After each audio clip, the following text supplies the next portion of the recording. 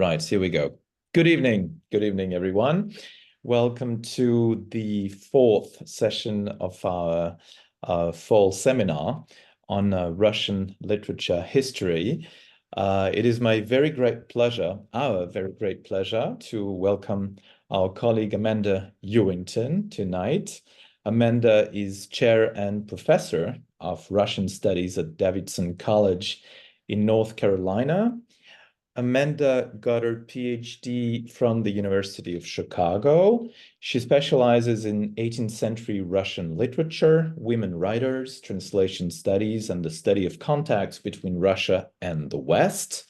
Her publications include her monograph, A Voltaire for Russia, Alexander Petrovich Sumarokov's Journey from Poet Critic to Russian Philosophe, which was published in 2010, and a volume of translations with critical apparatus entitled Russian Women Poets of the 18th and early 19th centuries, which was published in Toronto in 2014. Currently, she's researching literary discourses of women's friendship in Russia during the late 18th century. And the title of a talk today is Gendering the Temple of Friendship. And I'm so sorry, I forgot the second part of the title. Oh, it's right there on my screen, sorry. L'amitié au féminin in Aleksandra Murzina's Действие, дружества, 1799 год. Thank you, dear Amanda. The floor is yours. Hey, great. Thanks so much. Thank you, Rodolphe, for inviting me. It's really an honor, and I do want to apologize that I haven't been attending very many of these because I have class at this time, so I actually had to cancel class today to be here with you, so thank you. I am going to present my work on Aleksandra Murzina's Действие, дружества as a lens onto sentimental friendship discourse in late 18th and early 19th century Russian literature. During the Q&A, I'm happy to share more about the origins of this project, but for now, I just want to say that I have been working on it off and on since 2014, which is kind of horrifying. I try not to count those COVID years somehow. And that I've actually been working on Murzina herself off and on even longer than that. I'm hoping eventually soon to publish this as an article, but I'm also contemplating a larger project about friendship, either as a monograph or maybe even as an edited volume with colleagues. So if you're interested, let me know, because that's something I'm also considering. And before I begin, I also want to thank some colleagues on that note who've engaged with my work at earlier stages. First of all, Marcus Levitt, who invited me for a talk at the University of Southern California when I was very first starting out on this project. Andrei Kostin, who informed me about two key texts that I will mention in the talk, Sarah Scott's 1765 novel Millennium Hall, and Oleg Larionov's 2020 article about Murzina's prose. I want to thank Sarah Dickinson. I'm delighted to see that she's here. She has offered me invaluable feedback. She's commented a recent draft of this work, and she even translated Murzina's Действие, дружества into English in time for my students to read it. Just this week, my students were able to read this text and discuss it because of Sarah. So thank you, Sarah. And then I also want to thank historian Victoria Freda at Berkeley. We first met on Zoom at the height of the COVID pandemic to discuss our shared interest in 18th century Russian friendship. And we ended up forming a panel for the International Enlightenment Conference in Rome in 2023. And she pointed me to some key resources like Kalugin's chapter on Russian friendship, which I will also discuss in some detail today. And I share these colleagues' names not only to give credit, obviously, for their insights and their research tips. As they always say, any errors are mine and mine alone. But I also share it so the students who are here today can see that research and writing need not be a solitary undertaking, and in fact, really is not. So with that, I will get to the matter at hand. So on to Murzina and friendship. In 1799, an obscure author, Aleksandra Murzina, published an almost 200-page collection of prose and poetry, Распускающаяся роза. Her work appears nowhere else in publication, despite a proliferation of Russian journals featuring women's writing at that time. The little we do know of her confirms that she never married and that she navigated the precarious financial straits of an impoverished but genteel spinster by addressing flattering odes to the rich and powerful for the occasional monetary gift. Exactly 2 centuries after her collection appeared, the Словарь русских писателей XVIII века confirmed in substance and in tone the verdict on Murzina as a footnote to Russian literary history, blandly describing her collection as replete with, quote, sentimental motifs, grounded in meditative and moralistic texts and numerous songs, quote, inspired by examples of pre-Karamzinian literature. In other words, conventional and dull, nothing special. And you won't be surprised to learn that I disagree with that verdict. And I think that Murzina's work can enrich our understanding of women's participation in Russian literature of the late 18th century. So to set the stage for my focus on her prose sketch, Действие, дружества, from that collection that I mentioned, I want to offer a brief synopsis, just basically what is the plot. This apparently simple tale is narrated from the perspective of a young noblewoman who sets out to her estate in the countryside. Along the way, her carriage breaks down and she is forced to seek shelter in what, much to her surprise, turns out to be a woman's monastery. She and the beautiful abbess Amalia soon become dear friends, and our unnamed narrator then departs to inform her sister that she has decided to move to the convent to live in friendship with Amalia. Once the narrator settles into life there, and it's key to notice that she never actually takes the veil herself, she does not become a nun. But once she's settled in, this idyll is briefly disrupted when the abbess Amalia dives into the river to save her friend from drowning. Amalia immediately catches cold and suffers months of illness with her friend at the bedside. And when the danger passes, they look forward to passing the rest of their days together in friendship. So now that we have a sense of the basic plot, I want to turn to the little bit of scholarship that there is on this text. And then I will detail the state of the field about Russian friendship studies in contrast to the rich discussion of friendship more generally as concerns the broader European context. And the second half of my talk will focus on a close analysis of the work itself, and we'll look at several of the texts leading up to Действие, дружества and the text itself. So, oops, sorry. Okay. So the Murzina scholarship, I've presented a few times on this text over the last many years, but only Judith Fowles and Oleg Larionov have published work that considers Действие, дружества in any detail.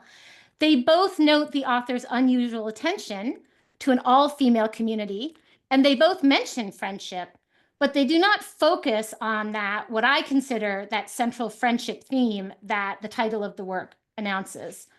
Vowles, who first recovered the text in her 1994 essay on the feminization of Russian literature, identifies an important unifying thread across Murzina's whole collection, noting that she, quote, dispensed with the male reader altogether and imagined a female community of friends and readers.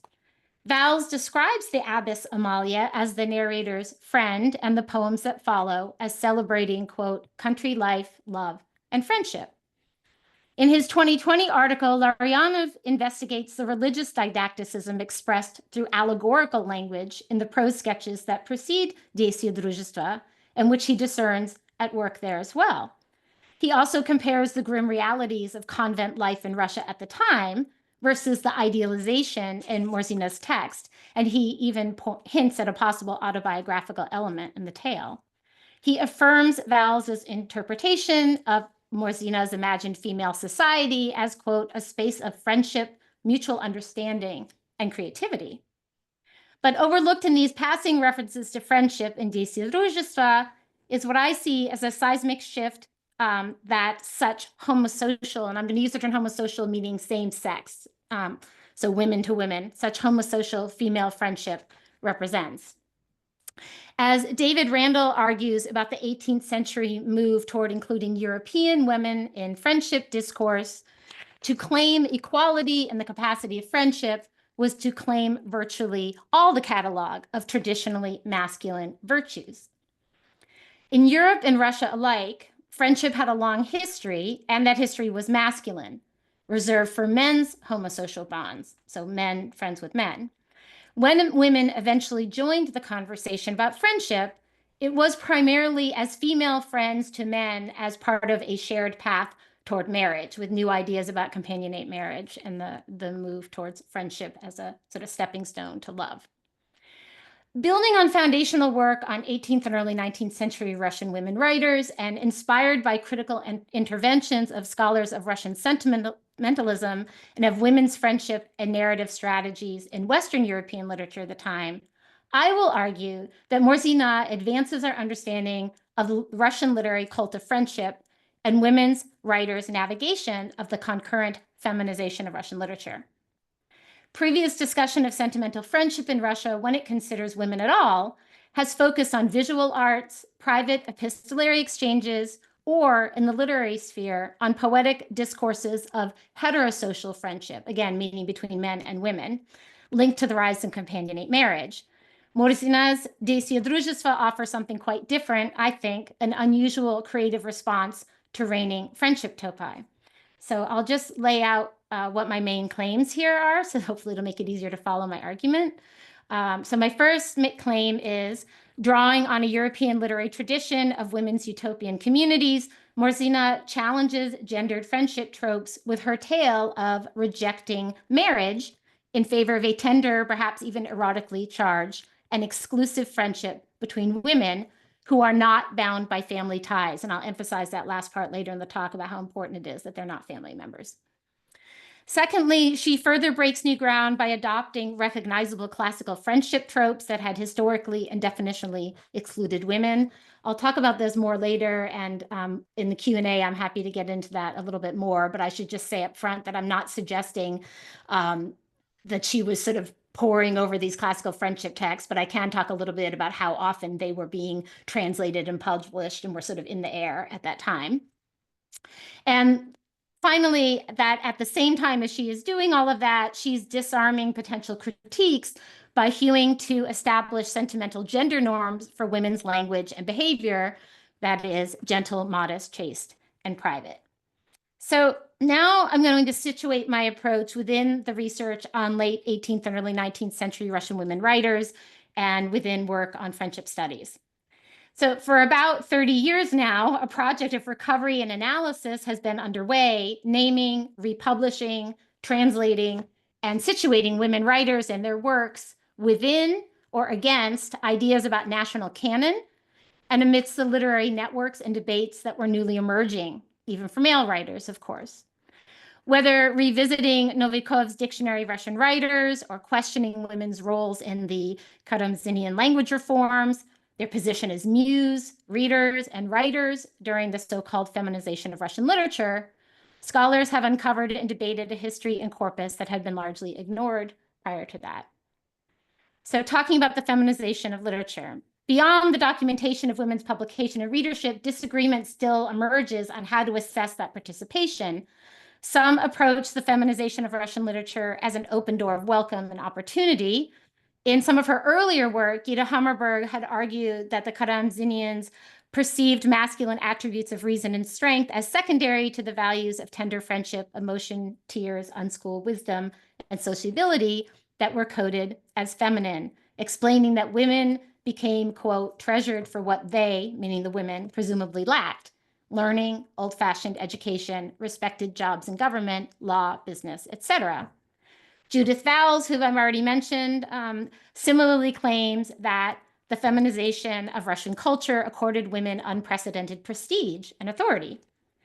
But this fairly rosy interpretation of feminization has been challenged, including by Hammerberg herself in some later work.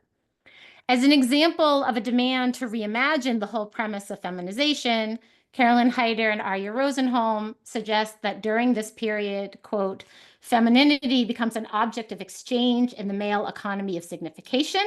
Women become texts to be circulated as a bond between the male author and his male readers. Ursula Stoller clarifies along similar lines that, quote, the sentimentalist idealization of women as readers and arbiters of taste differed only marginally from their traditional role as muses who aroused men's poetic feelings, leaving the basic gender paradigm intact. In short, women's role remained one of inspiring and modeling sensibility in men. Similarly skeptical about the emancipatory potential of feminization, Rosenholm and Irina Savkina, another major scholar of women's literature of that time, remind us to observe, quote, the means and ways by which women writers approach their cultural border existence and how they negotiate their positions within the dominant patriarchal discourse and its ideological binaries. So why I'm telling you all this, I view friendship as just such an overlooked patriarchal discourse that required women's creative negotiation of its boundaries and binaries. During the feminization of Russian literature, increasingly popular literary discourses of homosocial, again meaning same-sex, sentimental friendship, excluded women, even as it claimed inspiration from them. Friendship, as ever, was the train of men. Despite a widespread acceptance of a sentimental cult of friendship in late 18th century Russia and women's place within it, Russian women's friendship discourse is rarely explored, and then primarily, again, outside of literary studies. So I had already mentioned Victoria Frede. She works on sentimental codes of friendship among Russian noblemen, so among men primarily, but also about sympathy and friendship in noble women's epistolary exchanges. Art historians Polina Chebakova and Yekaterina Skvartsova consider representations of women's friendship in 18th century Russian portraiture. In literary studies, scholars make only passing reference to the prominence of women's homosocial friendship poems. Anne Eakin-Moss's recent monograph, Only Among Women, Philosophies of Community in the Russian and Soviet Imagination, 1860 to 1940, offers the first sustained consideration of literary representation of Russian women's homosocial bonds, but as you can see, it focuses on a much later period, and it actually primarily it focuses mostly on works by male authors and addresses a quite different set of concerns. So this scant attention to women's friendship by scholars of Russian literature contrasts starkly with the situation in studies of Anglophone, Francophone, and German literatures. As just one example, the 2023 meeting of the International Society for 18th Century Studies featured 3 separate panels on the topic of women's friendship.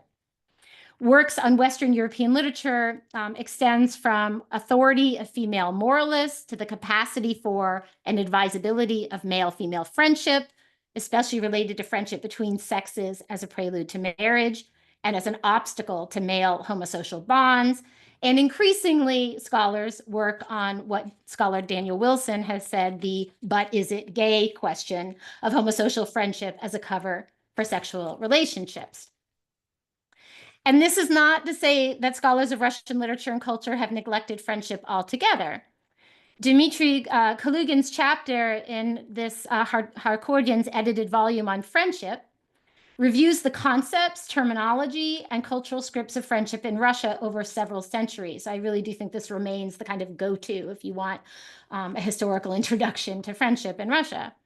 Kalugin's study of friendship traces a lineage of borrowing and assimilation that starts with the arrival of classical friendship ideas in Rus via Byzantium, then friendship in Christ and friendship as worldly temptation or practical connection in Muscovy. And finally, he moves on to the secularization and popularization of friendship with a focus on the late 18th and early 19th century sentimental cult of feeling, accompanied by shifting ideas of subjecthood. But even this detailed study overlooks women.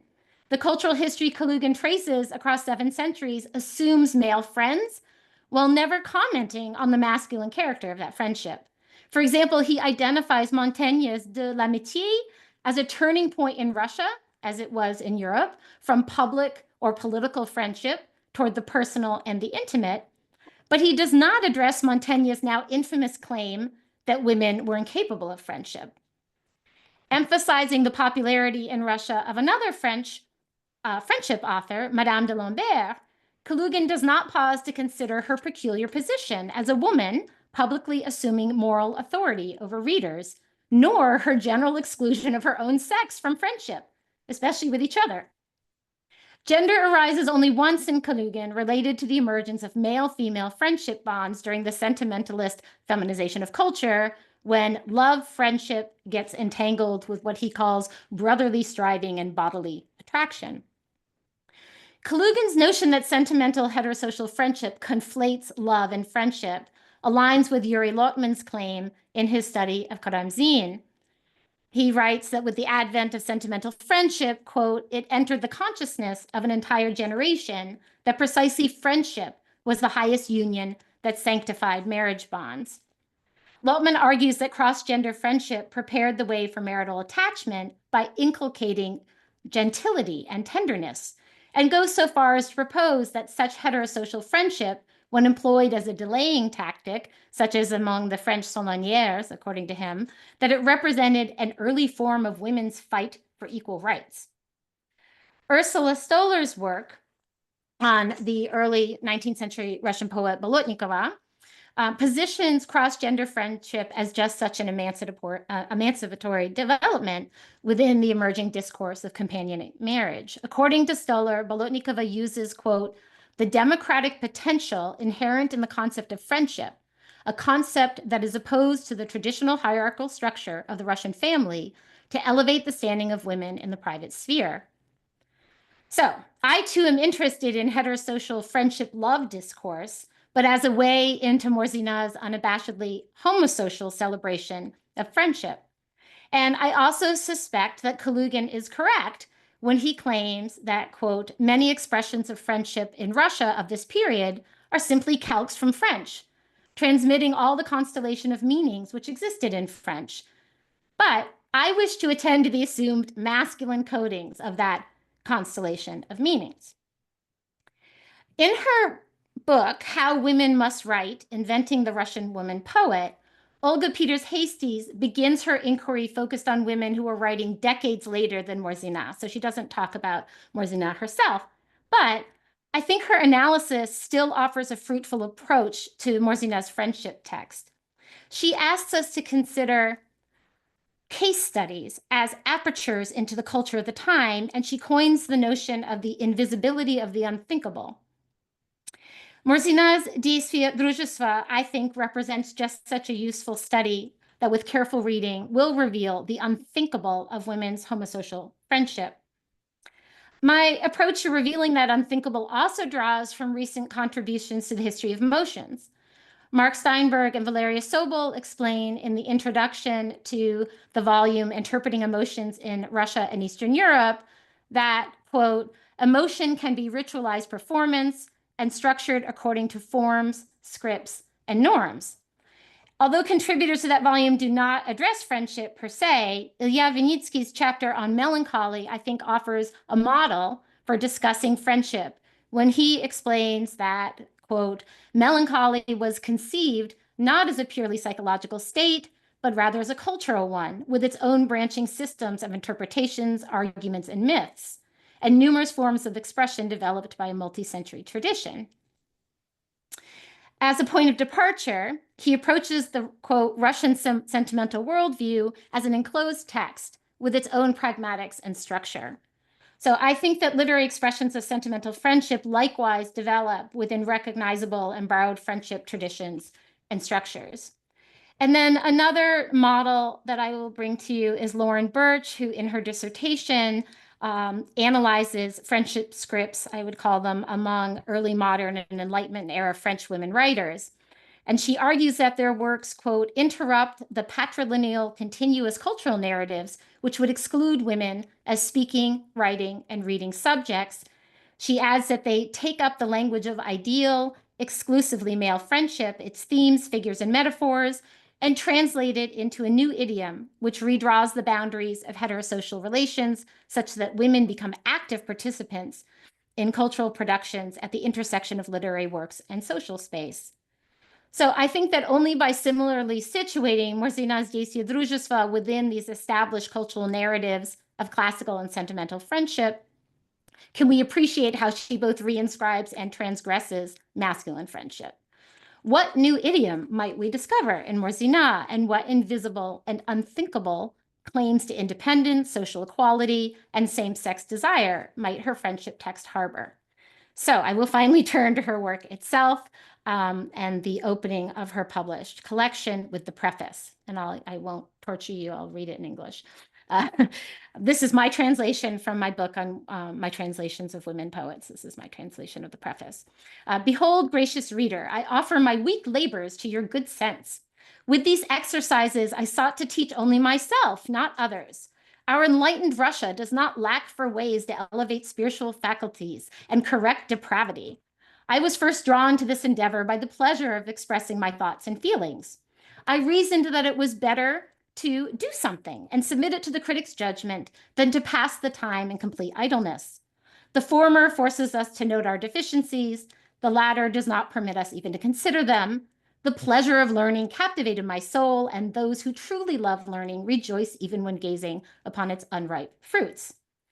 So here, for me, she exemplifies expectations for women by insisting on the private nature of her writing. She rejects any pretense to public authority. I sought only to teach myself. And in proper Enlightenment fashion, she claims inspiration in pleasure, accompanied by moral usefulness to avoid pernicious wickedness and idleness. Rather than dismissing these phrases as empty cliches, I will follow Margaret Ezel's call to attend more closely to women's paratexts for what they can reveal about narrative strategies, including modesty topi that belie assertiveness. For the fact remains that Murzina has the effrontery to make public not just a single poem here and there, but almost 200 pages of the unripe fruits of her pen. And what is more, she elects not to take refuge from potential condemnation, as some women did at the time, by hiding or muting her identity. The book's cover announces her name. As Susan Lancer notes in her discussion of 18th century novelists, quote, regardless of any woman writer's ambivalence toward authoritative institutions and ideologies, the act of writing a novel and seeking to publish it, like my own act of writing a scholarly book and seeking to publish it, is implicitly a quest for discursive authority, a quest to be heard, respected, and believed, a hope of influence. Accordingly, Murzina's title page and the modesty topos in her preface can be understood as standing in tension, establishing a delicate dance of submission and transgression across this published volume. The only poem in Murzina's collection to attract scholarly attention, to my readers, further trains us, I think, in reading her work. The poem follows the opening prose sketches and introduces the section of the collection that's devoted to verse, odes, elegies, heroides, and songs. Catriona Kelly describes to my readers as, quote, defending women writers and women generally against slurs on their intellect, end quote.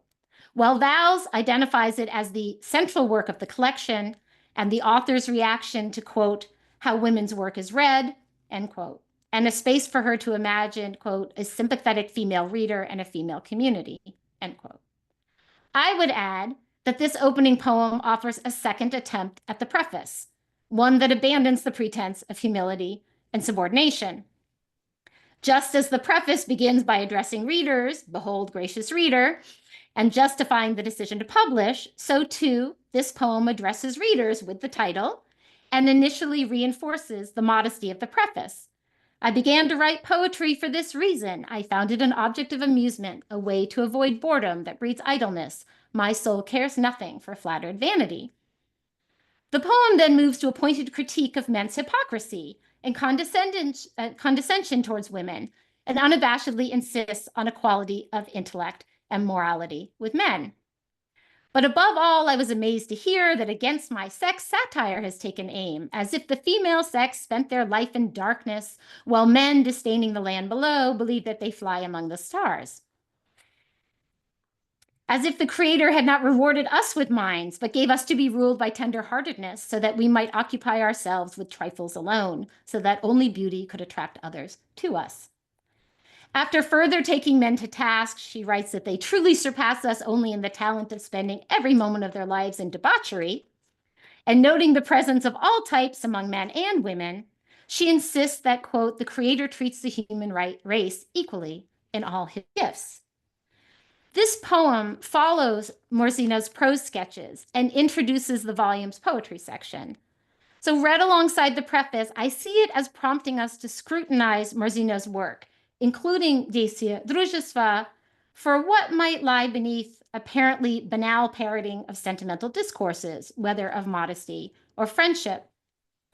In his analysis of religious didacticism and allegory in Murzina's prose, Oleg Larionov addresses Действие, дружества and senses that something does not quite add up, although that's my expression, but I think that's what he's getting at.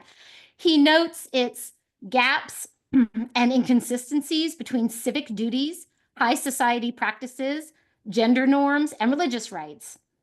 In fact, he concludes his article with an observation that I actually think could serve as an introduction to my investigation of Murzina's friendship.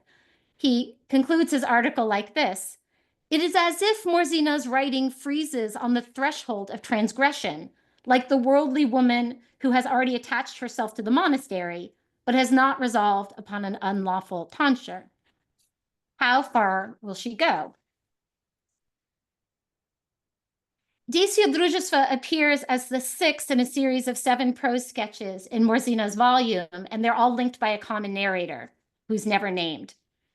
She affects a Rousseauian or Karamzinian fondness for rural simplicity over city luxury and idleness during her contemplative walks. In her discussion of Murzina, Judith Vowles suggests an autobiographical foundation and a search for female readers, as I've noted, saying, quote, "How the poet finds that reader is the subject of the 6 prose essays that make up the first part of the book, and sketch the writer's life, her character and beliefs, and her discovery of a female community," end quote.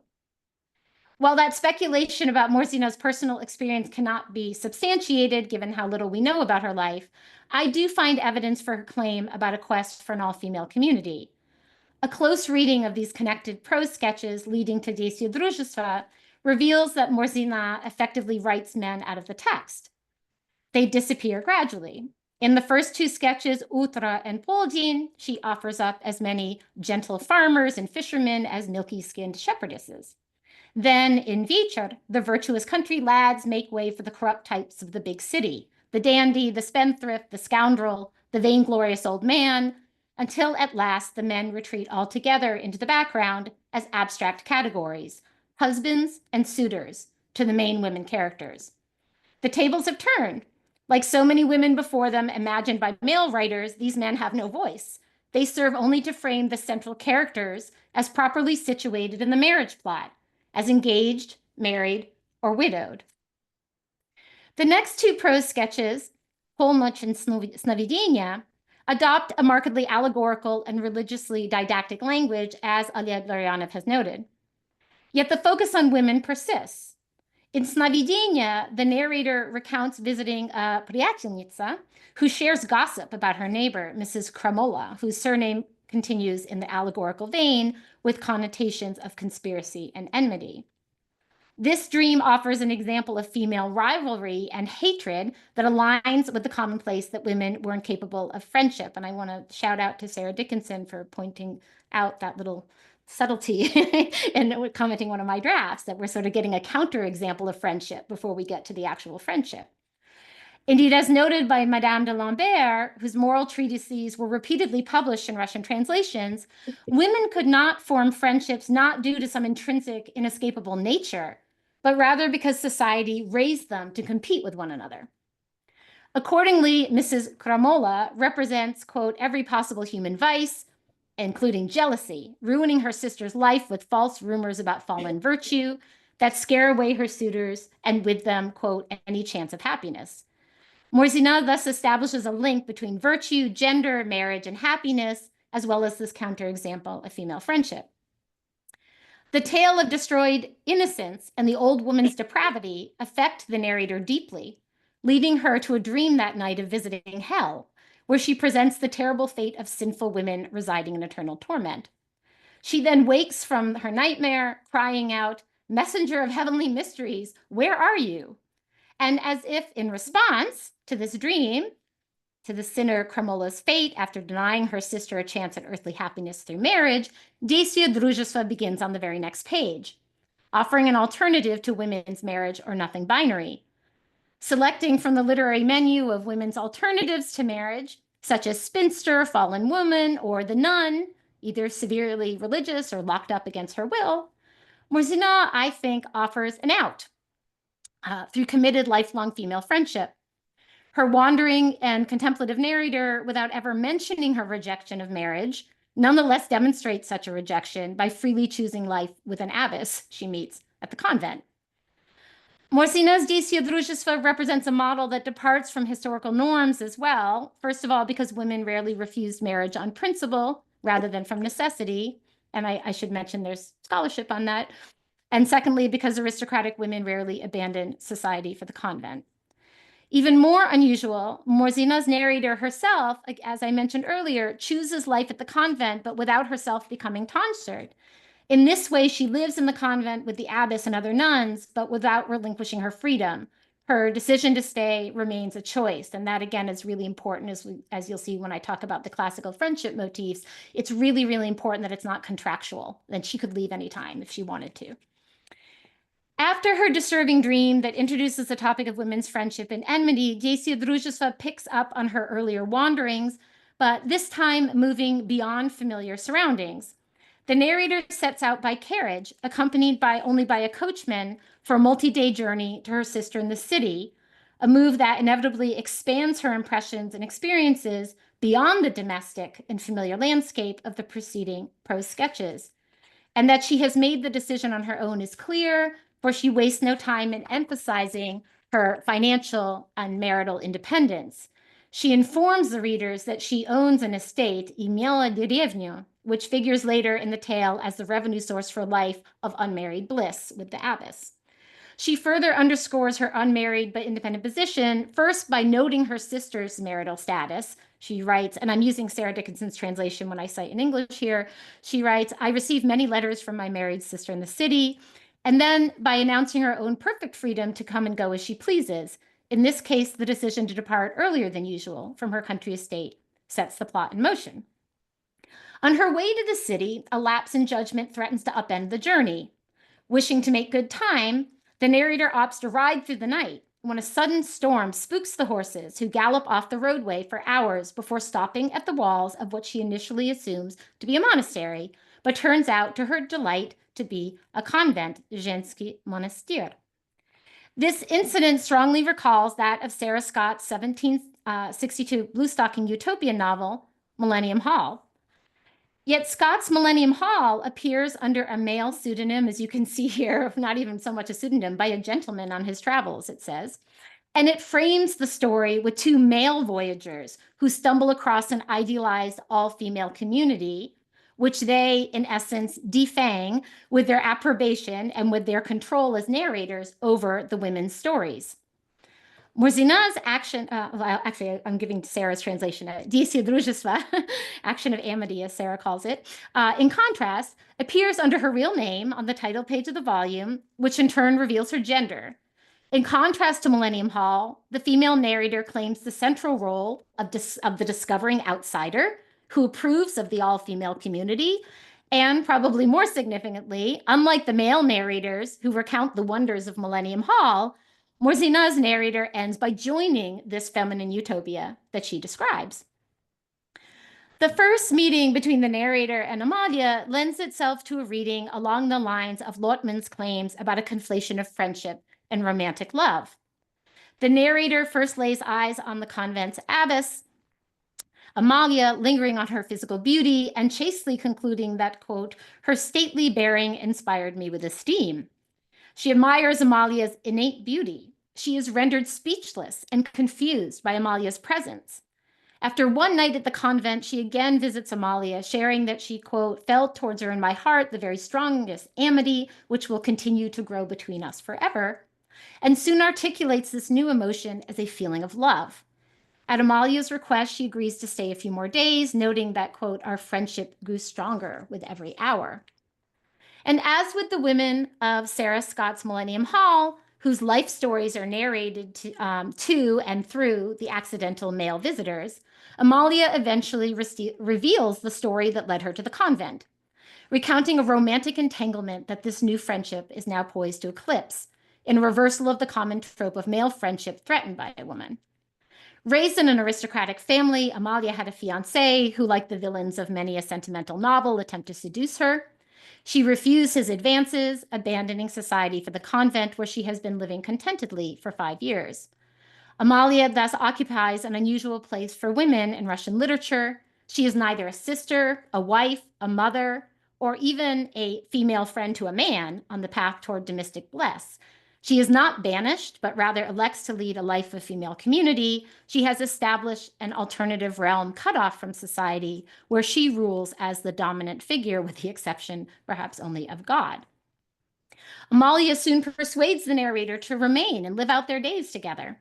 They briefly part to allow the narrator to inform her sister, with she and Amalia trading portraits as, quote, a token of remembrance and love.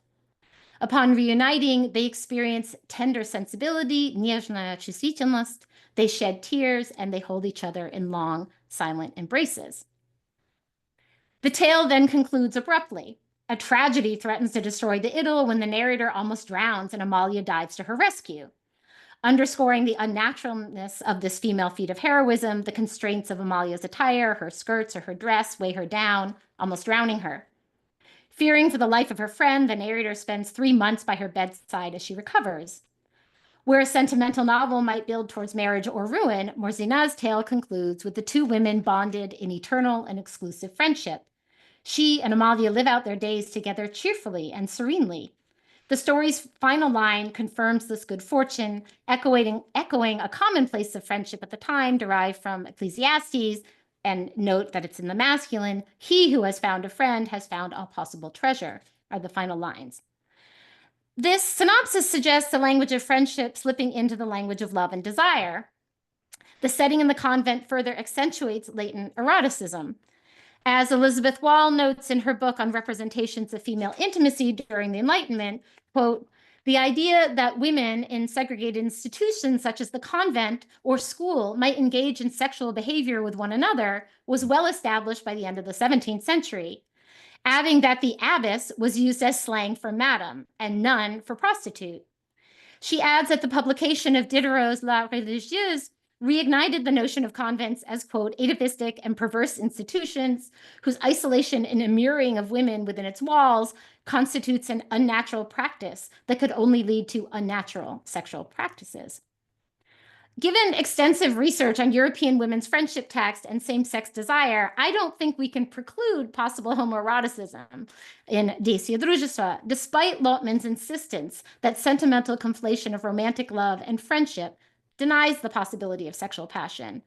Lotman appears to have in mind both homosocial, meaning male-male, and also heterosocial, male-female friendship when he writes of the late 18th century friendship discourse, quote, friendship and love are expressed with the same terms. And that is not because, as one might think, that friendship is a form of love. It's a euphemistic term for occasions when it would be awkward to name it directly. Friendship is not a type of love, but rather love is a type of friendship. At that time, friendship was a broader feeling, occupying a higher place than love on the scale of cultural values. But I would say that Wall adds, coming back to Wall again, she adds an important nuance to explanations like Lotman's when she notes that among women, quote, the term tendre amitié came to designate a type of intimacy whose conceptual core embodied ideals that had traditionally been coded as masculine, even as its expressions, rituals, and gestures acquired feminine aspects of fragility, delicacy, and sensibility. Viewed this way, one can see Murzina recasting sentimental friendship as feminine with the borrowed tools at her disposal, namely the masculine language of heterosexual amitié, amour, employed by men toward their female friends, in which the ladies were sweet and friendship harbored a little bit of this sort of eroticism. Reading Действие, дружества for latent homoeroticism should not obscure a fundamental, if less titillating, gender transgression, namely the way Murzina adopts and adapts masculine friendship discourse beyond this sentimental amour, amitié, to include classical friendship commonplaces. For example, such as the setting evokes subversive sexual association.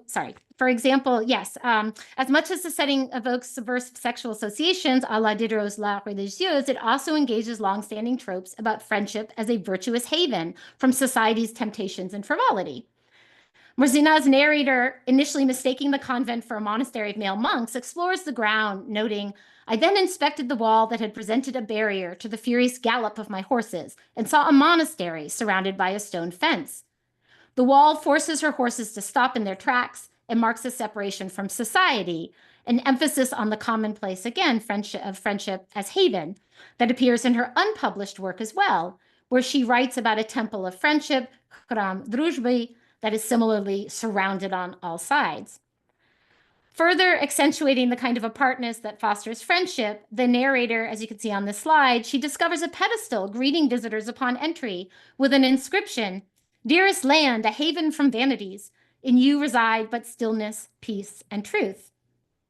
These reassuring words seem to respond to another ominous inscription that she encounters in her nighttime vision of hell in the preceding text. "This eternal tomb of Tartarus imprisons evil souls. The worms in the ground swallow earthly remains. Here their spirit suffers." But now, in this cheerful friendship tale, far from the darkness of her earlier dream of female enmity and punishment, she enters into the protected grounds and, expressing unexpected joy upon realizing that she has entered a women's convent, not a monastery, she begins building her friendship with the Abbess Amalia on classical masculine friendship foundations. And the first one I will mention is independence and equality of status. And again, I'm happy in the Q&A to talk a little bit about where these come from. She shares with readers that both she and Amalia come from noble families, which presumably allows them to exercise independence, and the related idea of disinterestedness required by classical friendship. In other words, this is not what the ancients called a friendship of utility. They do not turn to each other for financial or social gain. Instead, they freely choose each other out of respect and affection. Indeed, accentuating her free choice, the narrator includes an element of unpoetic realia, explaining that after deciding to spend her life with Amalia, she entrusted her estate to her sister since, quote, "I still had sufficient money." The frequent evocation of this sister and the decision to choose Amalia over her sister underscores another classical male friendship notion of family as private and friendship as public that reemerged in the 18th century discourse of intimate friendship, namely that family members do not count as friends and that relations between friends were seen as higher than among family members. But this masculine exclusion of family members from friendship bonds was rare among women. The few scholars who mention women's friendship in late 18th century Russia offer example of poems addressed to mothers, daughters, sisters, or cousins. Similarly, art historians observe that, quote, in Russian art of the period in question, there are very few portraits of women friends who were not family members.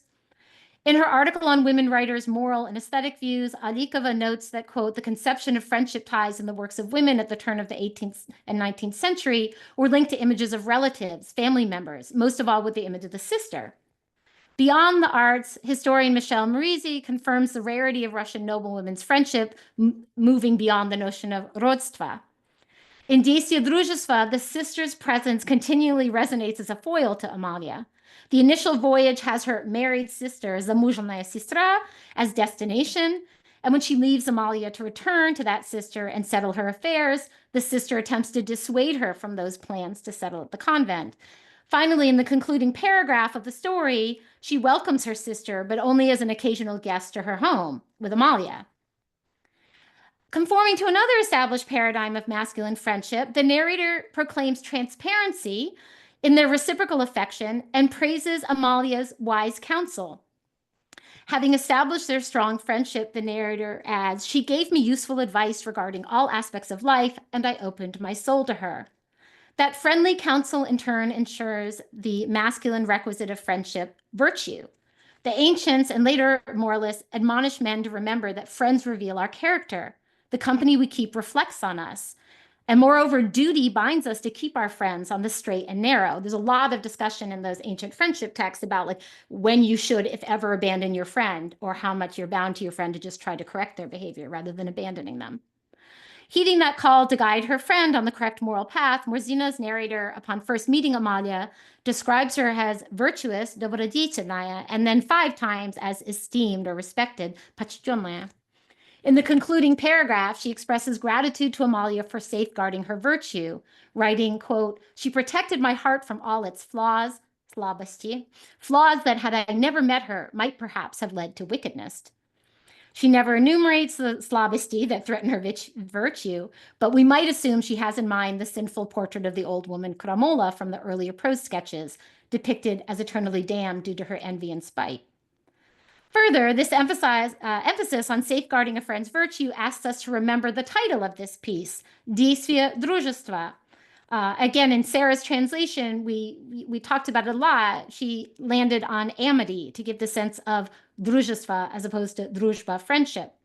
The terms дружба and дружества often appeared interchangeably, but the latter, дружества, also held associations with duty.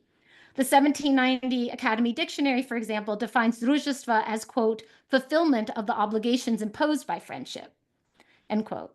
So again, you may recall that I mentioned our narrator's unusual decision to live at the convent, but without actually becoming a nun. That freedom, right, she is not bound to remain there by civil or religious law, reflects a key element of classical friendship. Montaigne, for example, rejects the idea of women as friends, not only because of women's weak souls, but also the idea that marriage is a legal contract, and to be a friend is all about free choice to remain friends. And so he doesn't believe that you can consider marriage friendship. As for the virtues that дружество demands that these women model and protect, Murzina stays within the bounds of traditionally feminine characteristics that mute an otherwise transgressive adoption of masculine friendship discourse. For Amalia exemplifies, we can see here, tender sensibility, нежная чувствительность, humble meekness, смиренная кротость, and innocence, невинность, and all part and parcel of her appearance as, quote, a good Christian woman in word and deed, прямая и словом и делом христианка. In this way, the convent shapeshifts again, no longer a bordello, nor a classical refuge. It concludes as precisely what it claims to be, a space for women to lead exemplary Christian lives, regulated by prayer.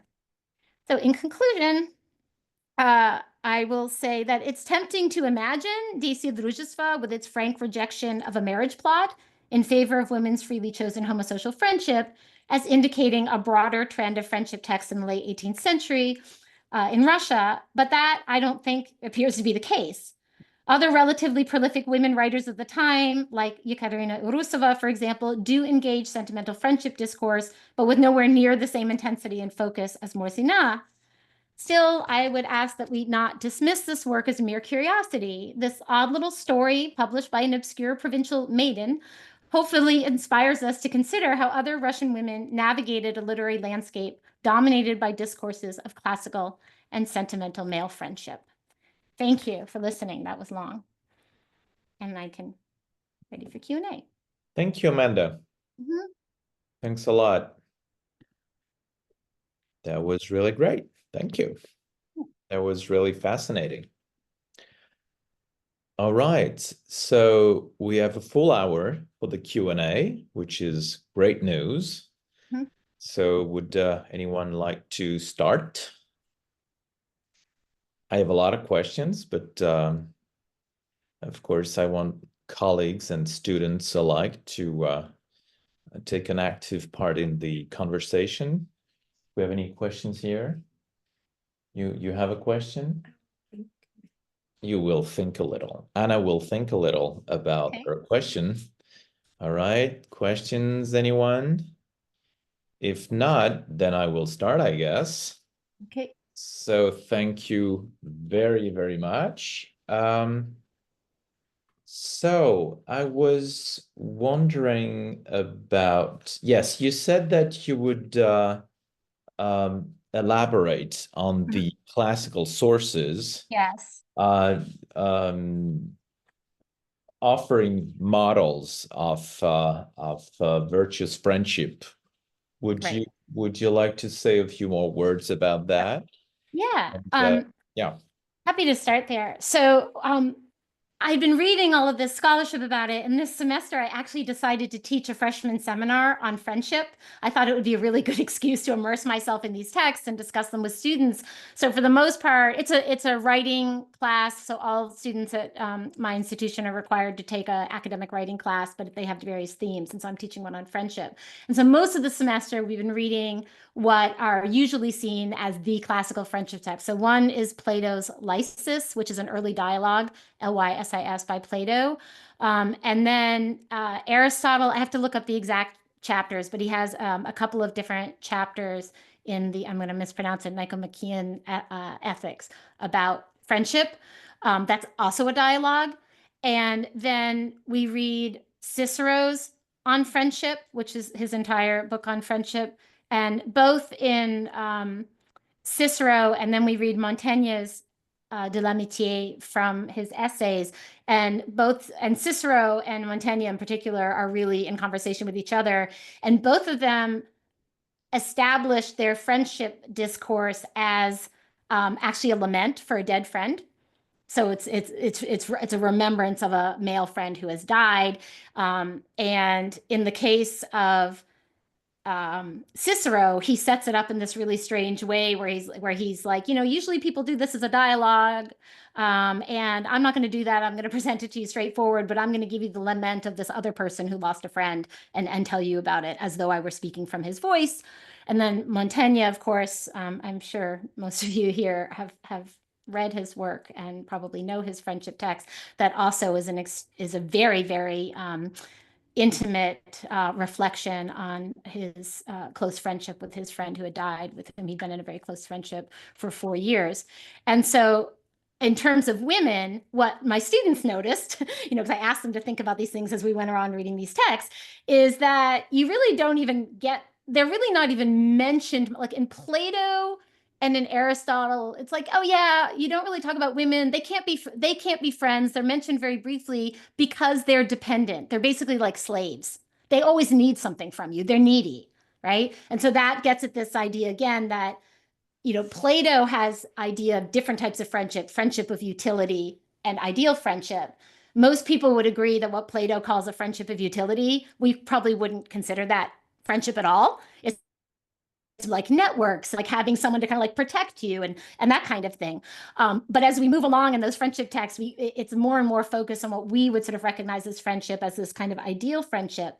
But it is really, really important that you have to have status and you have to not need something from the other person. And so you can see already why that's already sort of putting women outside of that opportunity to have that kind of status and independence required, let alone virtue. But it really is Montaigne who, for the first time, to his credit, he spends a whole page on women. he actually thinks about it. And he starts out by first saying, as I mentioned in my talk, like, well, some people think that you can be friends in marriage with a woman, but that's a contract. So you can't, again, that's legal contract, that it's really, really important that friendship is freely chosen. He mentions that he has a couple of ways that he compares friendship and love that I think then get, that continue on into the sentimental discourse of friendship in Russia and elsewhere. And that is the idea that friendship is superior because it burns like steadily and strongly. And if the flame goes out, then the friendship ends. And he claims, whereas love sparks really hot at first, and then if it goes out, especially in a marriage, like you're stuck with each other, basically. Right? You're still married, you have this contract. So it's freely chosen, and that it's an ongoing sort of active, freely chosen relationship. So with Montaigne, yeah, so first he says no because of marriage being a contract. Then he says women can't be friends because their souls aren't strong enough and they're just not like built for it spiritually. But then he does this really interesting thought experiment where he goes, if women could be friends, and then he's not talking about with each other, he's talking about women with men. If women could be friends, that would actually be amazing and maybe the best, most perfect friendship of all, because it would have a physical aspect to it. So he's kind of imagining the entwining of bodies within friendship actually would be wonderful. But then he's like, and then he quickly turns away from that as like, oh no, but we're not interested in the Greek, I forget how he refers to it, but like the Greek practice or something is, abhorred by us. So that's a little bit about like women are mostly ignored.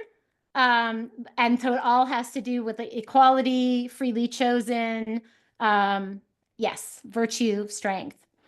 Okay, thanks a lot. Well, these are all very intellectual texts, and I mean, I'm not quite sure that it's the kind of readings that women would have had access to in 18th century Russia, or even in the early 19th century. And I was more thinking about, moralistic texts written for women, written for girls. I was thinking about, collections by people like you know, Maria Hedgeworth and, Mm-hmm. Madame Cotin and Madame de Genlis and Yes. maybe Bouilly in the Yes. early 19th century.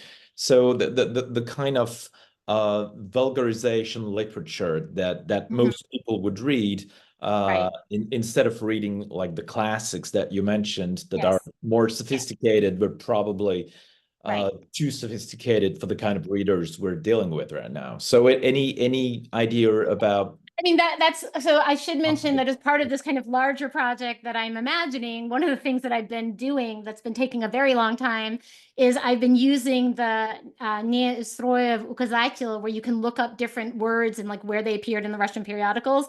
And I have just been painstakingly documenting and trying to find every single article that has drug, дружества, дружба. Right. Podruga only appears a couple of times. And that's where I was able to see, for example, it may well be that she wasn't reading herself Montaigne, but he was actually excerpts from his work on friendship was Right. repeatedly translated and published in the journals, as was Madame de Lambert. So that's an angle that I'm actually really interested more on the moralist sort of question that you have. So, I mean, I agree with you that I don't think she likely was literally sitting down and reading, you know, Montaigne or Plato, right? But I Right. do think, and this could be a next step of the project, is trying to understand through that giant list that I've, you know, been creating over the last few years and trying to document and gather all of these materials. Where can I see in the journals, especially some of the journals that were really addressing women writers, those same kind of ideas, I guess is what I would say. Mhm. So yeah, but I take your point very much, so You, Rodolphe, that I you, very much doubt she's reading like heavy. right. I mean, you mentioned, but I think only in the conclusion that she was a provincial woman. Yes, yes. Where was she living? Did she? Oh gosh, I can't remember exactly. I'm so sorry. I have to follow up with that. But she was unusual. I remember when I was researching whatever I could find out about her biography from when I was working on my volume on women poets, that it actually was quite unusual because she did not seem to have the same kind of connections. Most of the other women were, you know, cousins or, you know, wives or had some kind of a family connection, which she did not have. And this is her, again, her only work. But yeah, I can't remember exactly offhand. I apologize for Did that. she move to Moscow or Petersburg at No, some point? no, Okay, so no. she spent At her least as far entire as life. we know. I say all of that with the caveat that it's clear that we just don't know that much. Her name appears, like I said, in the Слова русских писателей XVIIIe, which kind of looks at works that had come earlier, like Makarov in the 1830s. It had a whole series on women writers, so it kind of looks to that. But the things that have come later, I can't remember when it was, maybe 20 years ago when the history of Russian women writers came Right. out. It basically just reminds us of what's said in that dictionary of 18th century Russian writers. Really, there's not much to be gleaned, Right. yeah, about her biography. That's why I'm also a little bit surprised that both Fowles and Larionov suggest that there could be an autobiographical element to this tale, because I haven't seen enough information about her life to know that that would be the case. And in a way, that also kind of trades in the idea that women were memoirists, like that they're really just telling about their own experience as opposed to, you know, sort of creating. What about the publishing house? I didn't write it down. Yeah, I did look that up, and that is not something that I've researched a lot, but I have made a note of it as something where I want to go see what other, you know, what else was being published by that. It was like, I can actually pull How up. is it called? Because I didn't write it down Like when you showed the Rushetnikov. slide. Yeah, does that ring a bell? Trying to find the title page so I can show you. Hold on, or just on the title page. Yeah, it says Гунерская типография У.А. Решетникова. Расчетников. Okay. Yeah. And there's no, is there an indication of the town? No, it just says Губернской. Okay. All right. I've tried looking through like the various sort of book studies people like Kopanev and other people who, and I haven't found much. I looked through Marker's book on Yeah, publishing. You should ask Gary, probably. Yeah, I should probably just email him Yeah. and ask him, straight out what he knows. But yeah, Well, it means that she had some kind of connections right, with local intellectual circles involved in the book production, in the local book right. production. Yeah. Okay. All right. I have a few other questions. So concerning the old convent thing, everything you said is very interesting. It made me think, of course, about images of, female monasteries in 18th century literature. Even before you brought up the Diderot reference, Yes. which is absolutely right. I mean, you're right on spot there. Convents in conventional 18th century literature are spaces of transgression, of course, sexual transgression. But I mean, I think it's interesting to look at the fact, at the way she uses the convent as a space of social transgression and as a space of empowerment, because in erotic and pornographic literature, convents are not only places where monks and nuns have sex. In Sad, for instance, convents are also a place where abbesses teach nuns into sexuality, which is also a kind of empowering process, in the sense that they don't need men to learn things and to be empowered by the abbess. So I was wondering whether you could say a few things about that. Yeah. Well, I have to say I'm not familiar with the Sade. I have to look at that, but I did teach Diderot's Religieuse in English, The Nun, last fall, and that was fascinating to see students' reaction to it. I would say that in the Diderot text, it's actually framed as predatory. It's a place of oppression. Yeah. Of course. Yeah. But not in Thérèse Philosophe, for instance, or Yeah. not in Juliet in Sade, of course. Yeah, no, so there's a difference there. No, that's very helpful, and I will go even if it's out, even if it's totally out of the world of virtue, it's still a place of social autonomy for women. Yeah. And again, I always learn so much teaching to my students who are coming at it with fresh eyes. When I had them read Sarah's translation earlier this week, a few of them read it as a seduction tale, which was something that I had not seen it that way. And I just thought that was absolutely fascinating. And to your point, that is actually, was it a seduction by this Amalia, right? So I don't know, that's something that I need to spend a little more time with, look at some of the texts you're talking about and go back to with an eye to that. And monasteries are also very important in Gothic literature. Yes. And Gothic literature is a place where social norms are deconstructed and rekindled. That's a great point. And female characters do face a lot of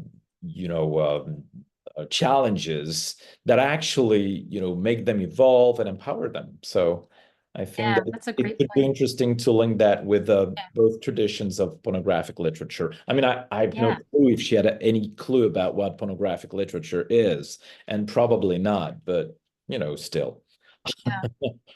Yeah, I mean, in terms of what she read, it is so difficult. So, for example, with the example of Millennium Hall that I mentioned that Andre told me about in 2023 when he heard a version of my presentation, I found it so fascinating. But I went and I was searching and searching all the different literature about English novels in Russia at the time, and what was translated or what was available and what would have been read. And I ultimately concluded from the scholarship itself that in some ways we can't really know, because so many things were excerpted, or it wasn't with her name. I mean, Sarah Scott herself didn't publish under her own name, so it just was sort of impossible to tell. But there was enough there, and then the fact that Andre himself kind of noticed that, I thought, that there really is something there where I wonder, in that particular case, I really do think she may have had access to at least an excerpt. Yeah, I'm pretty sure. Yeah, I'm pretty sure she did. I mean, texts really did circulate. Yes, and another one that came up, I should mention, I didn't have time to talk about this in the in my talk is I also found out through my conversations with Sarah, which have been really productive. She mentioned that in the sort of COVID era Zoom discussions with Andre about what was it, Sranye Russkie Teksty or something like that, Yep. that there was this Karamzin text that apparently came later. I'll have to email you later. I can't remember the title, but that it also was about these two women who become friends and live out their lives together. And I did a little digging and I found out that actually it initially appeared before this. So it did actually come first, but that in that particular text, they were relatives. But nonetheless, I found that interesting enough that that's something I need to kind of dig into a little more, especially since, you know, places that he was publishing, she may well have had access to that. Yeah. And I have a last couple of questions or comments about what you said about the way she recasts masculine topoi of masculine friendship. You said that family members do not count as friends. Yes. Because you're bound to them by nature. Yes.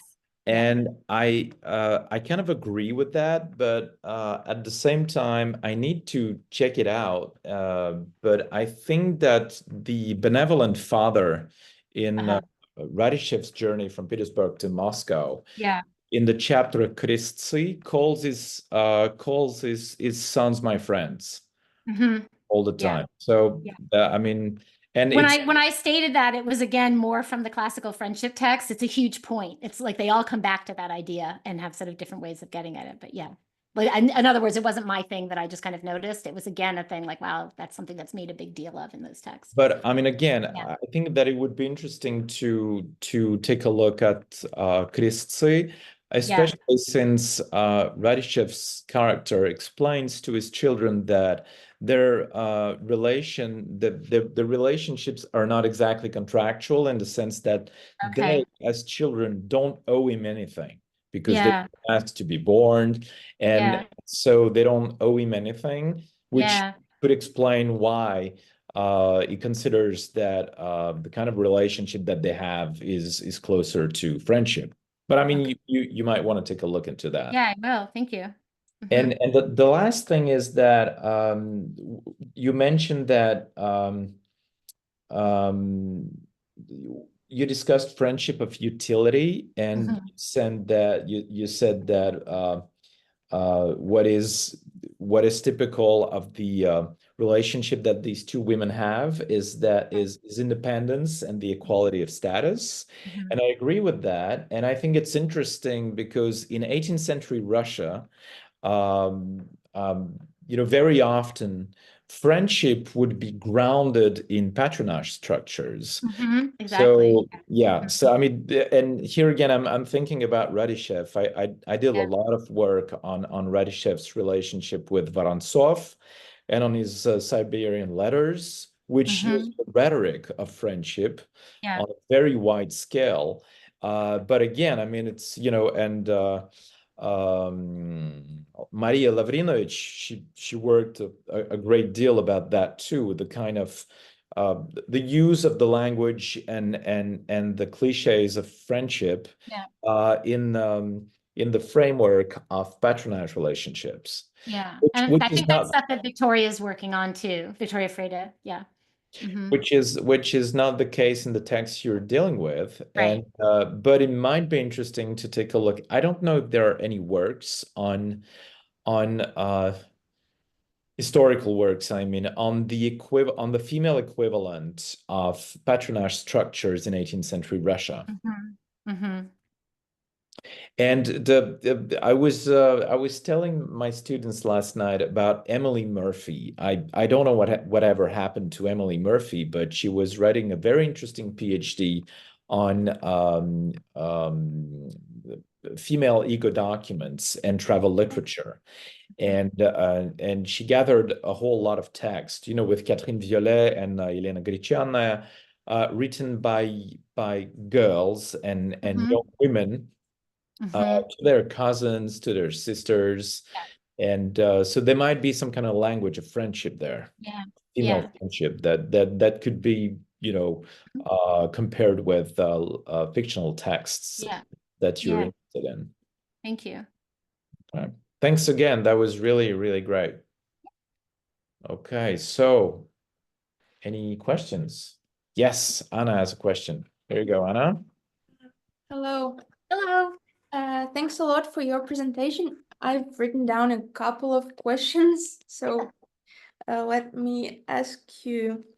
You talked a lot about how Murzina have chosen to copy this male friendship ideal and to sort of reproduce it on the female friendship of the protagonist in her work, and even to adopt some sort of reverse perspective of female and male roles in society in her narrative. But was there, well, as you studied the work, something perhaps unique and striking about her view of friendship, something very different, in fact, from the typical male friendship ideal?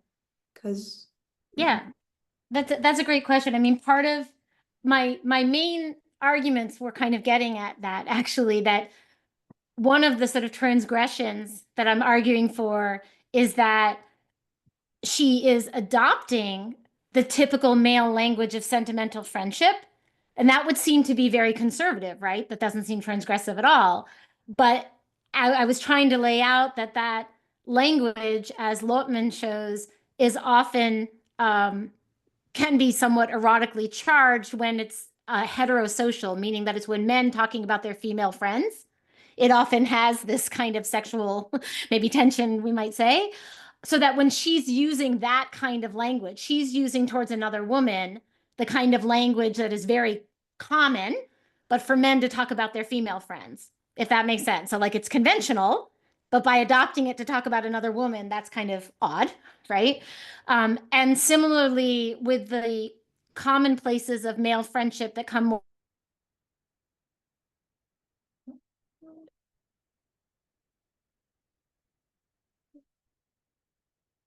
there, and I for sure can do more work thinking about where she got that from. But that too is conventional in terms of men's friendship. But what's unconventional or challenging is that, especially, I would say even more so, perhaps, with the classical friendship commonalities about equality of status and virtue and independence and choice and all of these things, that again, they're conventional commonplaces, right? But not for women. Women don't have the sort of status, and were in those very classical texts had been excluded, either completely ignored, or like I mentioned with Montaigne, if they talked about women at all, it was like, yeah, but no, they can't be friends. So in both cases, the sentimental commonalities and the kind of classical capital C, like from the ancients, those commonalities, so common among men, but I'm suggesting in different ways the fact that she's adopting those and to talk about another woman, not only as a woman writer, but it's not a friendship towards someone of the other sex. That's what I'm finding sort of interesting and intriguing. Does that answer your question, or did I miss? Indeed, it does. Yeah. And I had a second small question. You mentioned that the protagonist's sister was a married character. Yes. And considering that Murzina herself was not married, maybe you were able to notice if there was some sort of negative point of view of Murzina herself about this sister character, like maybe the sister was unhappy or jealous of the protagonist in some ways. It's hard with this kind of text because it's not yet at a period where it's really getting into the interiority of the characters the way we might see later. But it did strike me that she, made a point of saying, замужняя сестра, that she was going to see her married sister, and that the sister kind of pops up at these different points in the narrative. The sister pops up again when she goes to visit her, meaning the narrator leaves the convent temporarily to like break the news to her sister. And there's a whole section about her sister basically trying to talk her out of it. But then in the end, there seems to be some kind of a making peace with it, because in the final section of the story, she mentions in passing, oh, my sister even came to visit us sometimes, like that, like a kind of making peace with it.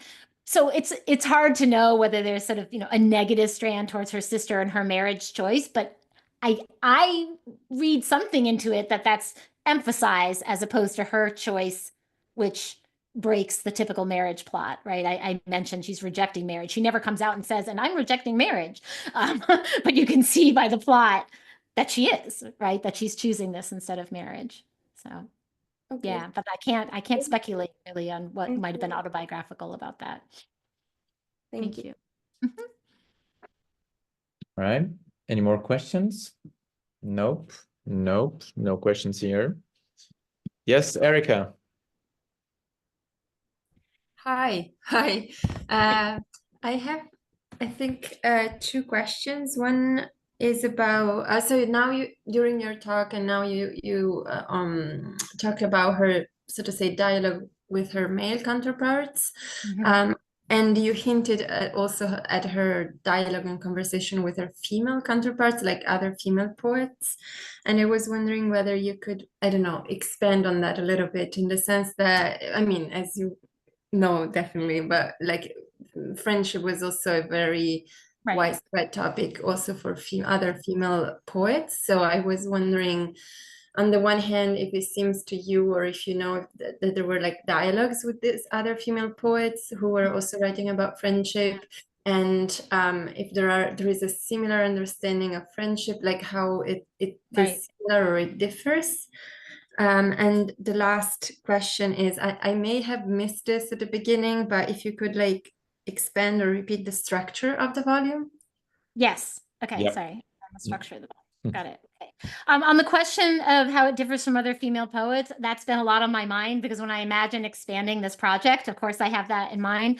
I mentioned Urusova, for example, and as you know, Erica, she's a very prolific, for the time, relatively prolific poet. And I have both translated and, because of translating it, thought a lot about her epic, if you will, her epic pastoral, Polion, and also her Heroides, which I also translated. And I guess I'll just give an example that in the Heroides, she has this one poem called Pramiesk Drugu, which to me is kind of more typical of the kind of things that you will see, where she's writing from a male point of view. And it's all about this male friendship where he's assuring the speaker, the lyric persona, is assuring his friend, don't worry, I know I'm getting married and you're worried that I'm going to, forget about you and our friendship will disappear once I get married, but actually they can coexist and like we can all be friends and like that. So I would say that the kind of, and I would say that's common also in the European context, this idea that even as male-female friendship began to be more popular with the rise of companionate marriage, there was also this kind of anxiety that that was a threat, right? But Urusova herself also in my volume, you might, I know because you've worked with it, she has a really lovely little poem to these shepherdesses in St. Petersburg that she's away from. And there's been some research even trying to see like who was she referring to particularly. And it's actually a really sweet poem about her. It seems very much based in her own life about missing her friends. She also has a poem that I was able to see in manuscript form and that I put in my volume, where she wrote to Anna Trochaninova.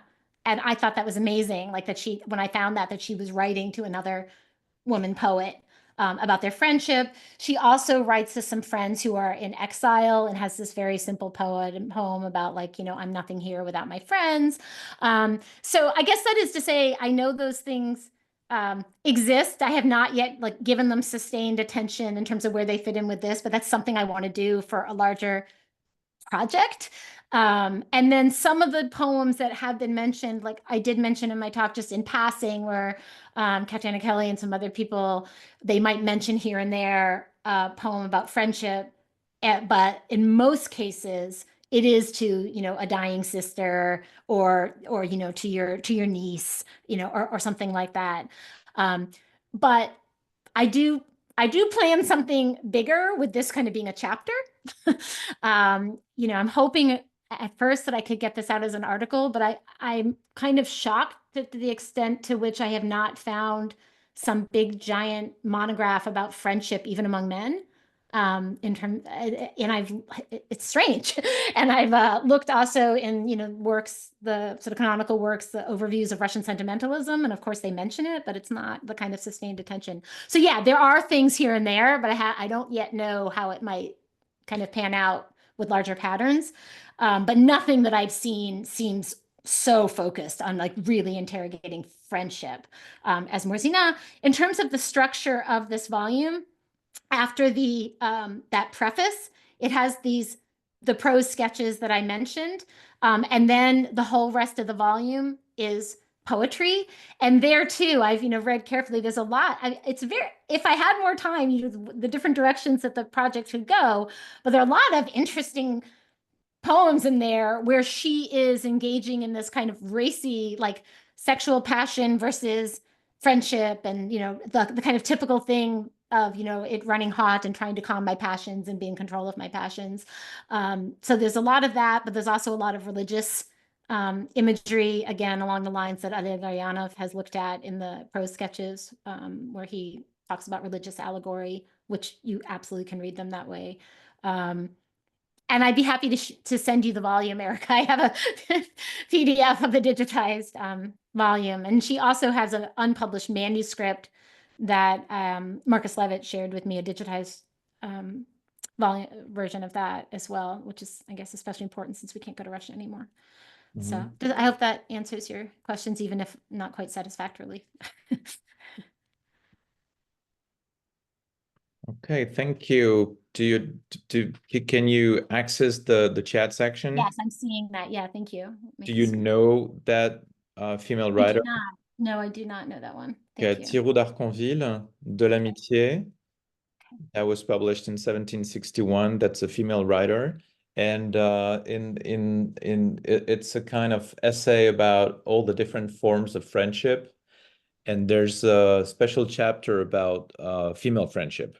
Oh, great. Thank you. And it's very detailed. It's like, a friendship between parents and children, between teachers and pupils, between men and women, men and men, women and women. Perfect. Thank you. Yeah, you might find it. Do you know if it, do you have any knowledge, Rodolphe, about whether it was translated or appeared?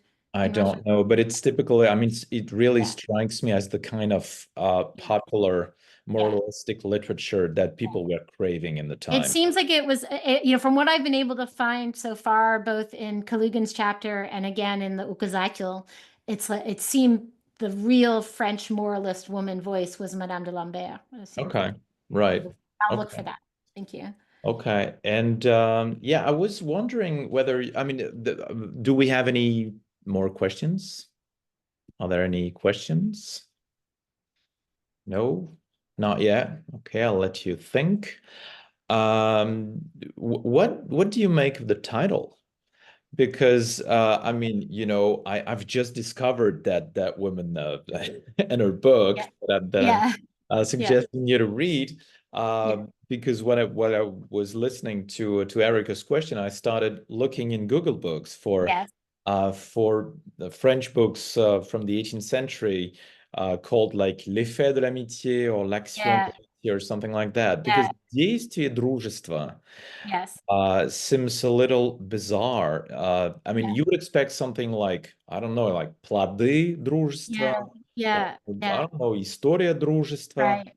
What about Действие? What about the action of friendship? And Sarah, it's too bad Sarah's not here because we discussed that at length in his, so coming back to Aleksandro's article, he has a little abstract in English and he translated it, I think he translated it as something like friendship's effect. And I noticed that in the Russian, he would go back and forth between referring to the text itself as Действие, дружества, and then sometimes he just called it Действие дружбы. And for me, like the дружбы was actually significant, but the Действие thing too, when I first saw his translation as effect, I thought it was interesting because I had originally been thinking that it could also mean action, like the playing out, or like you could have like an act in a play. Like I hadn't, I hadn't immediately gone to the idea that it was about like, what is the end product of all this? I had been thinking about it more as the kind of unfolding or like a snippet, of friendship. So I agree that there's something interesting going on with the title, both on the Действие part and the, again, the choice of дружества is not odd in and of itself because it's quite common during that period. Right. Is she transformed by friendship? That would be my main question, because it sounds like there must be something transformative I mean, if you judge from the word действие. Yeah, I think she's transformed on the most obvious level, just in terms of her actual life choice and not getting married and living there. She's transformed, it sounds like, spiritually, with all of this emphasis on, towards the end, Christianity being, her virtue being kept intact. You know, again, that this, coming back to the classical friendship tropes, it's really important that she's mentioning how Amalia gives her counsel and keeps her on the straight and narrow, basically. So in that way, I think it's kind of intriguing. Like, what is the depravity that she's so afraid of? Like, that could have happened otherwise. What are these, slabosti that she, refers to? And that, thank goodness, Amalia's there to keep her in check. So maybe more attention to looking at it in the context of the whole volume. Like, again, if I have more space and if I expand this into some kind of a chapter, I could also look at how that plays out across the whole volume, looking at it as a whole. Yeah. Do you think it could make sense to compare the narrative with narratives about female sainthood? I do. And I think that Larionov gets in, it's not a very long article, but he does touch upon that, and he in his notes touches upon some scholarship about at least one noble woman who went into the convent. I don't know that she became a saint. I can't remember whether he touches upon sainthood per se, but when I had been working on this project earlier, before I knew about his article, because I presented earlier versions of this in 2019 and in 2023, but it was only in 2023 that I found out about his article. Somehow I had missed it. But when I had earlier been working on it, I had imagined a whole section where I would have to get into like the reality of the convents and, what was really going on there. And I collected all this stuff, but he kind of does away with that rather quickly. Like, it's kind of not really the interesting point. But he does provide some scholarly links to kind of what actually happened. But I can't remember if he actually talks about saints' lives.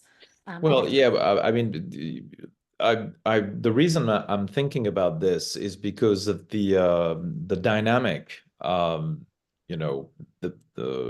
implied in the word Действие. Sainthood being a process, and I mean the accession to sainthood or minor forms of sainthood, like becoming блаженная, for instance.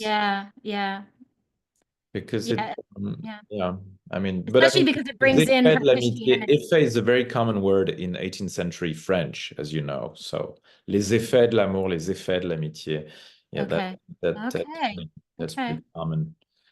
Thank you. That's okay. Do you have any information about the readers, about the actual readers? No, that's another thing where I was scouring all of the, book history people and trying to figure out what I could find about that. But your point of just asking Gary straight off, like, what, if he has any advice on what direction I could go to find out something about that. Well, maybe